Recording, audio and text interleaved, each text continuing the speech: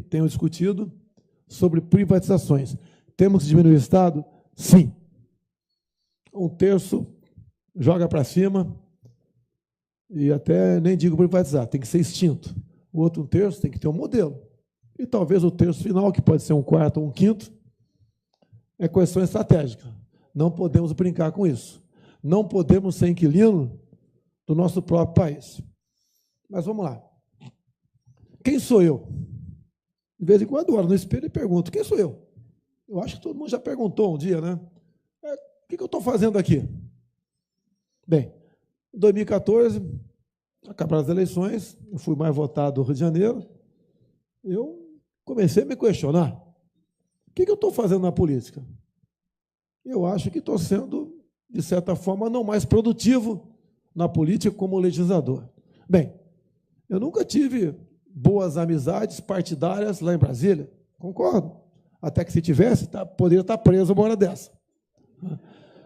E resolvi, então, falar, como é que eu vou chegar lá que eu não vou ter um grande partido? Eu estava no Partido Progressista. É o partido que tem mais gente dentro do Supremo Tribunal Federal, sem ser juiz ou ministro. Vou ter que ter um partido pequeno. Vai aparecer um partido pequeno, porque os negócios, né? Pequenos partidos, grandes negócios. Não vou ter tempo de televisão, não vou ter nenhum governador comigo, etc, etc, etc. Eu falei, mas eu acho que tem que ter uma saída, nós temos que buscar uma maneira de mudar o Brasil. E como mudar o Brasil se eu não entrar, né, em campo para jogar esse jogo? Daí eu fui para um estado que para mim é muito importante, chama-se Roraima. É um estado que tem tudo para ser, com todo respeito ao Rio Grande do Norte, melhor do que qualquer outro estado do Brasil. Tem riqueza minerais, tem biodiversidade, tem meios de ter energia eólica lá, energia solar, tem rios que a topografia permite construir barreiras, né, barragens.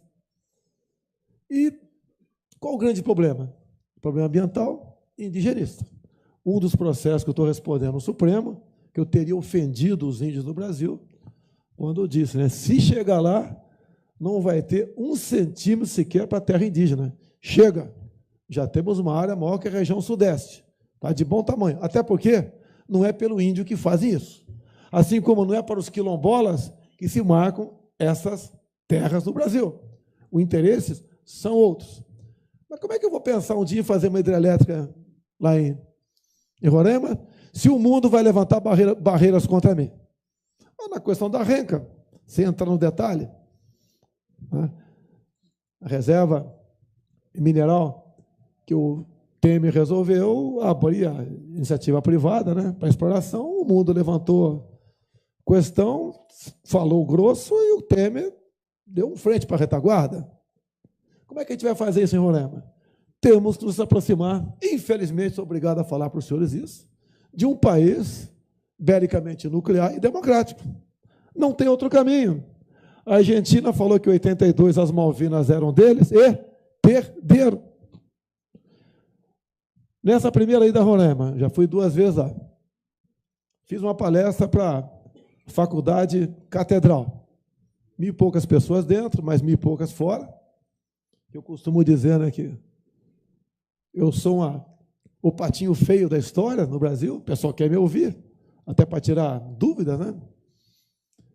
E no metade da palestra, que seria de 40 minutos, que durou 4 horas e meia, eu perguntei, a Amazônia é nossa? Prezado general Geraldo Monteiro. Responderam, não. E com razão.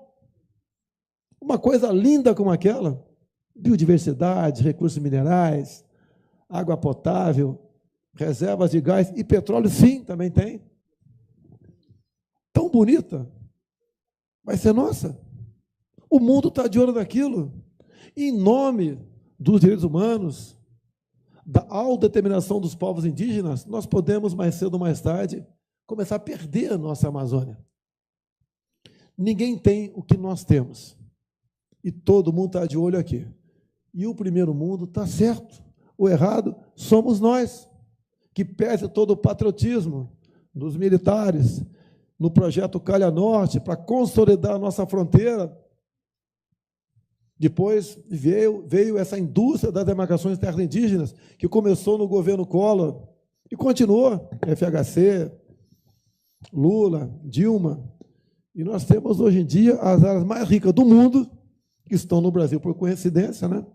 Sob a ameaça de se transformar em novos países mais cedo ou mais tarde, porque a ONU trabalha em cima disso. Como começar a reverter isso? Como eu disse, vamos aproximar de país bélico, nuclear, democrático, uma potência que tem que, e há interesse por parte desse país e nós, devemos buscar parcerias. Não adianta dar uma de machão, levantar a espada e falar a Amazônia é nossa, porque não é.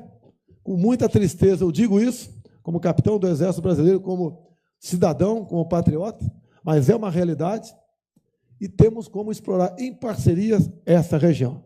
Questão indígena. O índio norte-americano recebe royalties da questão dos cassinos. A mesma coisa podemos fazer no Brasil. Questão dos quilombolas, como no estado da Paraíba, do Júlio Lemos, que está aqui, tem em torno de 70 quilombolas. Como resolver o problema que existe lá e não partir com um processo acima de mim, porque fiz uma brincadeira que pode ter sido de mau gosto, chamar alguém de gordo? Ou se eu falasse que alguém era gordo aqui, eu acho que não se importaria comigo não, né? Acho que não, tá? Mas a grande realidade, nós temos que libertar os nossos irmãos afrodescendentes desses quilombolas. Eles têm que produzir. Eles têm que deixar de tornar dependente, em grande parte, do Estado.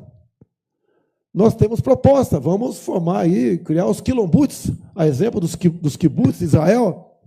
Então, problemas do Brasil. O Brasil é aquele paciente que tem que deixar o dedo e amputar o corpo. Ou então, aquele avião que tem que ser consertado em pleno voo. Mas esse é o nosso país.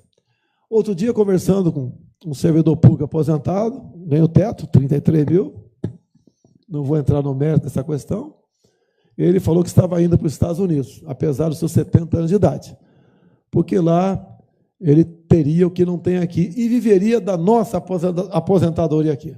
Eu disse, prezado companheiro, né? Se você for para lá, tudo bem, é um direito teu, mas se o Brasil afundar, quebrar a sua economia, você não vai receber lá a sua aposentadoria. E você vai ter que, com 70 anos de idade, entregar pizza nos Estados Unidos. Esse é o nosso Brasil. Esse é o nosso Brasil que temos que começar a mudar. Como disse há pouco tempo, que eu não entendia de economia, eu pensei que fosse ser tratado, né, uma pessoa que tem humildade. Porque a Dilma entendia de economia. Ela é economista. E afundou o Brasil. Nunca questionaram tanto a vida pregressa profissional do Lula. A minha, tudo é empecilho para que eu saia de combate. Tenho certeza, eu sou imbrochável. Não vou sair de combate. Deus decide o meu destino. Daí, o pessoal fala, a imprensa é especial, né? Em vez da imprensa colaborar, porque eles também estão no nosso barco. Eles querem fustigar. Como você vai governar sem o toma lá da cá? Eu falo, então não vou governar. Que eu quero conversar com o Sérgio Moro um dia, mas em Brasília, em Natal, e não em Curitiba. E o que, graças a Deus, vem acontecendo? O nosso partido, o PSL, é aqui de Pernambuco. É um partido nordestino, do Luciano Bivar. Nos deu essa oportunidade. Nos franqueou tudo para que nós pudéssemos nos preparar para uma eleição com 8 segundos de televisão e praticamente sem fundo partidário. Agora, quando o médico, né, recebe um paciente, ele procura saber qual o foco do problema. Não adianta apenas dar um banho de água gelada nele para descer, para diminuir a temperatura. Qual a origem do problema? Qual a origem da ineficiência do Estado e da corrupção, meu presidente? São as indicações políticas. Não tem como você combater corrupção e ineficiência do Estado aceitando indicações políticas. Eu quero o Banco do Nordeste, partido tal. O outro fala, eu quero tais diretorias ou tais estatais. Eu quero tantos ministérios. Eu pergunto aos senhores, não me respondam, por favor. Alguém sabe quem é o ministro da Ciência e Tecnologia? Para mim, quando me perguntaram há 3 meses, eu também não sabia. Com todo respeito, é uma pessoa que poderia estar em outro ministério, não nesse. Será que ele sabe a diferença de lei da gravidade para a gravidez? Nós não podemos ter pessoas erradas nesses locais. Talvez um dos ministérios mais importantes seja esse, onde vai se investir em pesquisa, em tecnologias, empreendedorismo, né, que vai fazer que a nossa garotada tenha o prazer de continuar no Brasil e ser útil aqui no nosso país, mas, lamentavelmente, não só esse, como quase todos os ministérios, são feitos em cima dessa barganha. Uma conversa hipotética. O presidente liga para o ministro X e fala que ele quer tal ação. O ministro responde ao presidente: presidente, gosto muito do senhor, você é um cara bacana, bonito, simpático, mas eu cumpro ordens aqui do meu partido. O senhor quer perder 30 votos no parlamento? Se não quer, fica na tua. Me esquece. É assim que se governa o Brasil. Que coisa mais triste para mim, com toda certeza, para o general Girão, ter alguém do Partido Comunista do Brasil à frente do Ministério da Defesa, alguém que nós combatemos na guerrilha do Araguaia, e nesse combate evitamos que tivéssemos uma Farc no coração do Brasil, ou o último ministro nosso agora, comunista e desarmamentista, como Raul Jungmann, ele pode estar bem no outro ministério, nesse não. Por que o afrontamento? Por que buscar desgastar as Forças Armadas? Eu entendo o objetivo. Nós somos o último obstáculo para o socialismo. Tem algo, costumo sempre dizer, que é mais grave ou tão grave quanto a corrupção. É a questão ideológica. Olha os nossos filhos. Eu tenho 5 filhos. 3 já adultos e a última tem 7 anos. Não bota em escola pública, que não é escola pública como do meu tempo, do período militar. Hoje em dia, aquela doutrinação é questão de ideologia de gênero. Vão dizer para minha filha de 7 anos que ela pode ser menino com 14. É o absurdo dos absurdos. É o grancismo. É o politicamente correto. É a desinformação. Qual o objetivo final da educação? Que eu costumo chamar de instrução. É esse jovem, né, começar a entrar no mercado de trabalho e movimentar a economia. Quando você termina a faculdade e o cara bota um pedaço de papel na parede, que nem ele sabe para que serve aquilo, qual o futuro do Brasil? Nenhum. Quando estive em Israel, eu estive lá na Embraer deles, eu perguntei, chegou um brasileiro, eu perguntei, tem muita gente do IME ou do ITA aqui dentro? Porque se tivesse, eu conheceria, por ser militar. Ele falou: deputado, tem do IME, tem do ITA, tem da Unicamp, tem da PUC. Os nossos cérebros estão fora do Brasil. Um país que não tem tecnologia está condenado a ser escravo dos outros.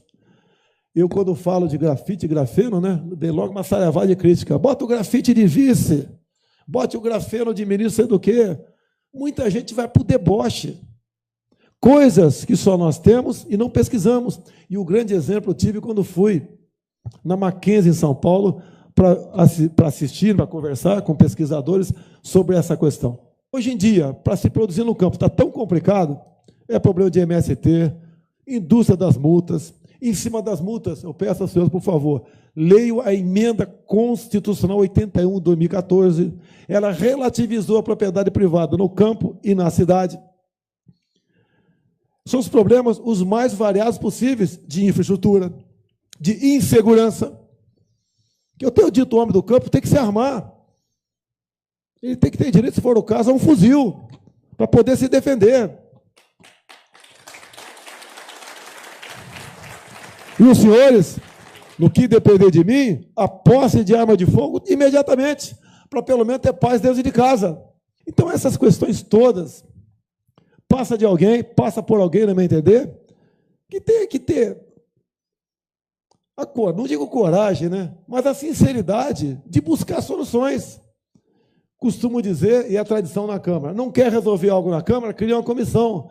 Não quer resolver algo no governo, cria-se um ministério, como o Temer criou o Ministério da Segurança agora.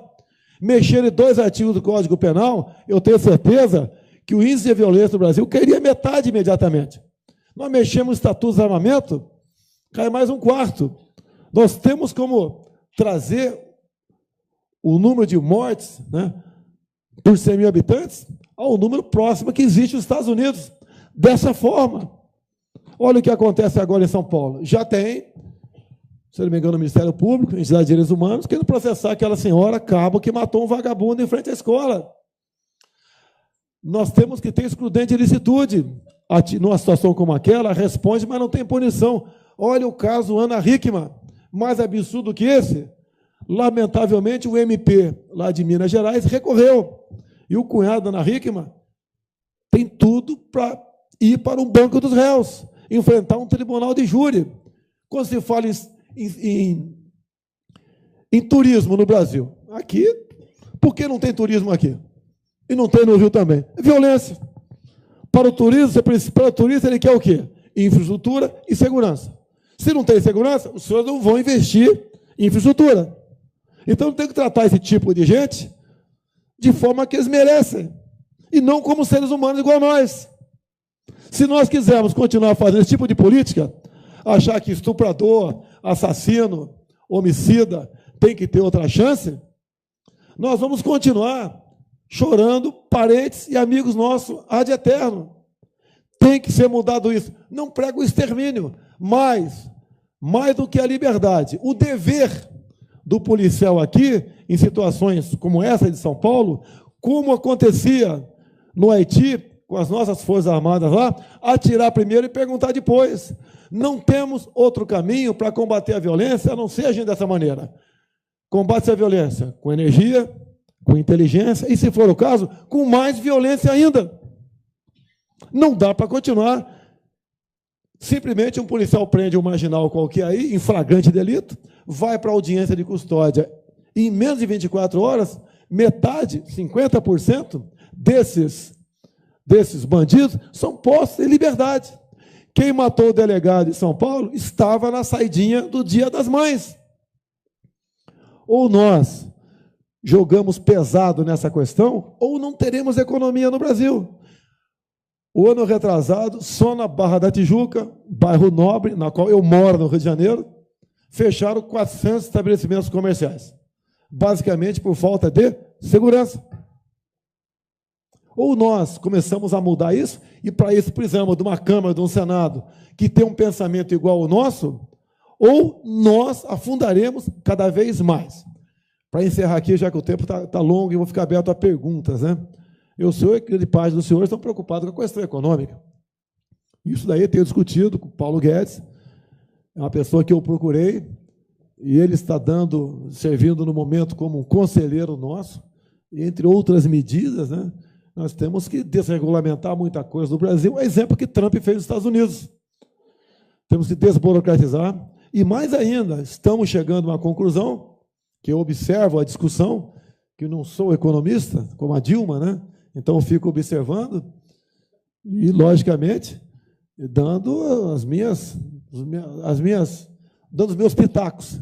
Talvez até tornar uma medida drástica de diminuir impostos, antes que vocês quebrem de vez.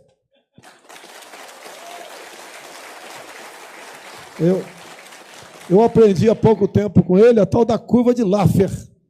Quando fala Laffer, eu pensei logo em biscoito, né? Mas tem a curva de Laffer. Não dá mais. Agora, a questão de impostos não é apenas federal. Nós temos impostos estaduais e municipais. Nessa eleição desse ano, já que a federação aqui vai ouvir os candidatos, né, vamos falar sobre isso também. Não adianta querer salvar o Brasil, ou o Estado, ou o município, quebrando o indivíduo.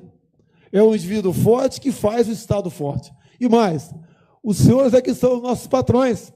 Outro dia, discutindo, a terceira vez que eu participo de reuniões com o pessoal do transporte de cargas, né, basicamente é o Sudeste a grande quantidade de roubo de cargas. Dá um prejuízo de 1,5 bilhão por ano para eles. Bem, quem paga a conta é todo mundo. Inclusive, isso influencia na inflação. o produto chega mais caro no final da linha. Eu tenho dito para eles, né? Eles, quando vêm conversar conosco, vêm com cabeça baixa, com humildade. Tem que ser o contrário. Os senhores que são os nossos patrões. Nós que temos que ficar subordinados aos senhores. E não o contrário. Eu acho que, peço a Deus que esteja no caminho certo. Vou pedir a Ele muito mais que sabedoria, se chegar lá, né? Coragem, iniciativa, e também que traga cada vez mais pessoas melhores para cerrar fileiras e buscar uma saída para o nosso Brasil. E os senhores podem ver, quando se fala em economia, o começo do ano que vem, a nossa dívida interna deve bater 4 trilhões de reais.